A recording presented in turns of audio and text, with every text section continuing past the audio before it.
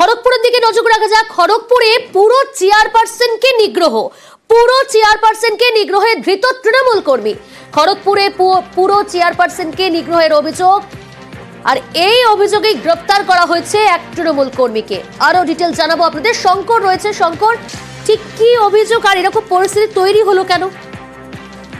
এবং প্রিয়াঙ্কা, যেটা জানা যাচ্ছে যে এই খড়গপুর পুরসভার 7 নম্বর ওয়ার্ডেই থাকেন খড়গপুর পুরসভার পুর প্রধান।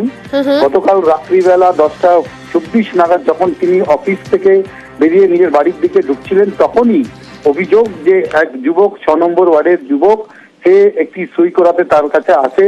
তখন তিনি বলেন তিনি অসুস্থ রয়েছেন, কালকে সকালে আসতে।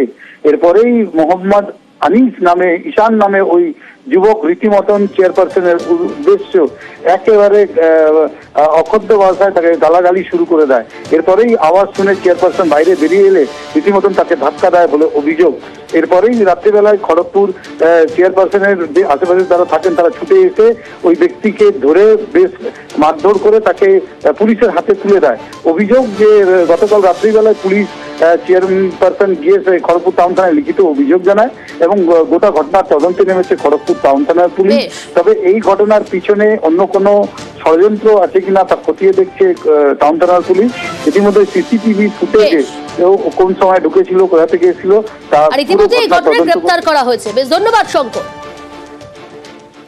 ফোন করে চাচ্ছাতাই ভাবে গালাগালি শুরু করে। আমি দরজা খুলে বেরিয়েছি, ততক্ষণে কাপড় পরে বলতে আনলাম কি হয়েছে তো, বলে আমাকে গালাগালি দিয়ে এরকম ধাক্কা মেরে 2-3 মোহাম্মদ ইশাক। ও বললো আমার কাস্ট সার্টিফিকেটের সাইন। আমি তো এনি টাইম সাইন আমার সবসময় করি। আমার সন্দেহ আমাকে কিছু করতেছে। ওর সঙ্গে যে আরো কেউ ছিল না বুঝতে পারছেন না।